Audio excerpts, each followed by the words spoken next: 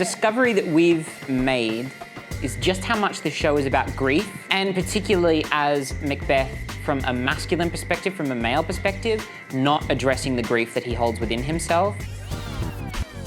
All's One Theatre is gearing up to portray the prophetic tragedy of Macbeth and those who knew him at the Playhouse from the 20th of March. This adaptation by Pippa Thoroughgood traces Macbeth's descent into madness while bringing new life to the people around him. Here's our chat with director Pippa Thoroughgood and cast members Mitchell Cox and Marigold Pazar. So this adaptation of Macbeth was kind of conceived for the purpose of bringing new audiences and modern audiences into the play. So we're kind of focusing a lot on visual storytelling, as well as, because in the time, a lot of people in Shakespeare's time worked or enjoyed theatre from an oral perspective, and now we're very visual viewers. That's nothing new, but we're kind of entering into this from a visual perspective as well as from a truth perspective. So finding the relationship, which is why the play is called The Prophetic Tragedy of Macbeth and Those Who Knew Him, because we're centering Macbeth in a community of people that all feel very alive and all have very living relationships. So it's very ensemble based. We're kind of like, there's no small parts in this production. Yeah, I kind of wanted to take the scope outwards and look outside of just the sole character, although the sole character is very important and played very well. So the importance of Macbeth has kind of proved itself over time as we've been rehearsing it, because the world is a bit of a crazy place right now, particularly politically, and the way that we look at our leaders and the way that they cling to power. And so I think that it's vitally important that people, particularly young people, come and see plays that present the truth of the world through a different lens, a lens that may be palatable for them, or maybe that they may be able to confront more than they can confront the reality of the world right now. One of the largest challenges for this character, I always put a lot of, find the commonality and find a lot of myself in my characters and try and connect. And I guess having a character who makes some very poor choices back to back to back, and is on this spiral of just downward, tragic loss and fear and anxiety. It's been a little tough kind of accessing parts of myself where I can say, yeah, I made a really poor decision, and then kind of going through that and trying to work out where I would be at in a similar situation, I guess, in a way in terms of an acting point of view. But challenge-wise, I think actually, this isn't a criticism, but it's a challenge. Here we go. Because what we've done, what Pip's done, is condense it and make it digestible for a modern audience. For a character, someone trying to follow the path of a character, that means that at times you've got to jump ahead in time much quicker on your emotional journey than you would have to if you were playing the 4-hour version of Macbeth. And so in Act 5, I've got to come in relaxed, chilled, and then trying to convince myself that I'm cool. But within, like, that, I've got to be bang, straight back into anxiety and panic and fear and rage, and then panic, fear, rage, and then who knows what's going to happen, and just all-out animalistic warfare. Whereas, if that act lasted 40 minutes, I'd have a lot more time to find my little path through that journey. Whereas now I'm like, and just got to smash it straight into it and just attack. So in some ways, maybe it's actually helped me be better. Who knows? Better. Lady Macbeth has been a role that I've always wanted to play, so it's very exciting and very. I'm having so much fun with discovering who she is as a person, and not coming at her like she's a crazy witch character, which she can just be seen as a lot of the time.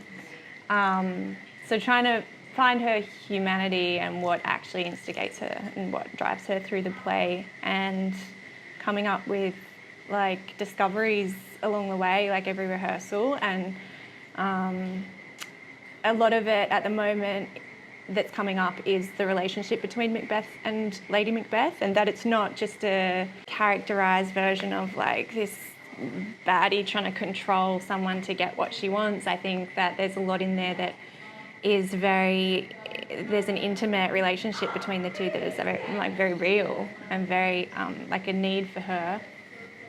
And it is a little bit like it's them against the world, and they just have to do what they have to do to survive.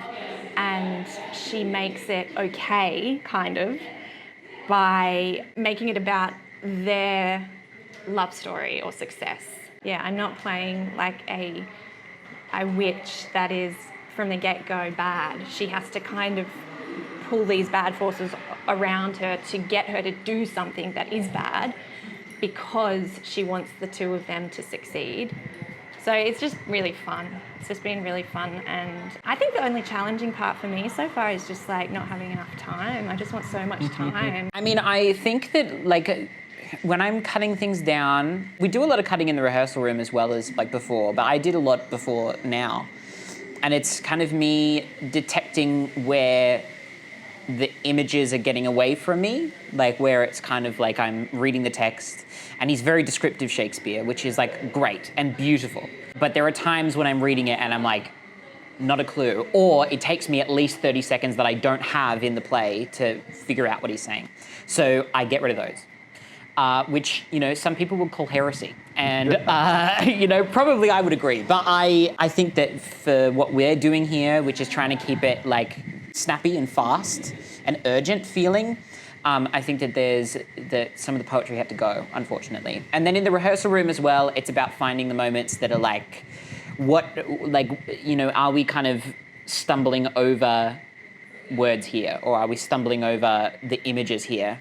And the actors are feeling like they're having to carry stuff that they're not quite comprehending. And so again, it's like what Marigold was saying about having time. I think that if we had the time, we'd be able to work that muscle. But unfortunately, in this situation, we don't. so we're kind of like working on how do we make the most of that, and how do we keep the drama alive. So that's kind of always the purpose of cutting and condensing. And it's already his shortest play. So we're making this into a fully Blumhouse-esque kind of length. Not in content, it's better than Blumhouse. Yeah. A discovery that we've made is just how much the show is about grief, or that I've made about this, is that the show is a lot about grief. And particularly as Macbeth, from a masculine perspective, from a male perspective, not addressing the grief that he holds within himself and the things that he does as a result of that. Because these, you know, Macbeth and Lady Macbeth have just lost a child. That's something we learn fairly quickly. Or actually not fairly quickly at all. It kind of comes up in a few discussion points, but you have to dig to find it. And so we have found by a few certain cues that this is a grief that is incredibly fresh for the both of them. And while one of them is yearning for connection and support, and the other one is yearning for, I don't want to address this, I don't want to feel it. And so that's a really fascinating examination of Macbeth as a man and Macbeth as an archetype and as a character. So I think that that's been super fun. I guess you've got to just take him back to his sort of most raw, natural state. Before he was a soldier, before he was a thane, before he was a king, he's just a little kid, you know, and there's this childlike essence that comes out when he's threatened, and he just lashes out sometimes, and he regrets it, and he's remorseful, but he can't show it because now he's a thane and he's a king, and so he just has to keep up where he's on in the public eye, and yet internally he's torn, he's just tortured by himself, really. I think that's sort of,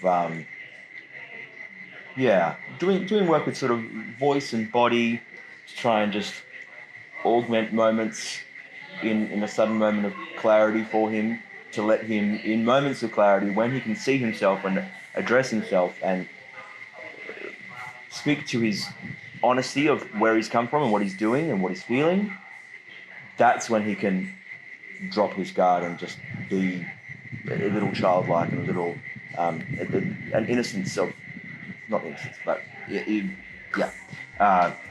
that's where I'm going with it, and I hope that's going to come across as something that's tragic. If you're ready to be surprised by Shakespeare, come along to The Prophetic Tragedy of Macbeth and Those Who Knew Him.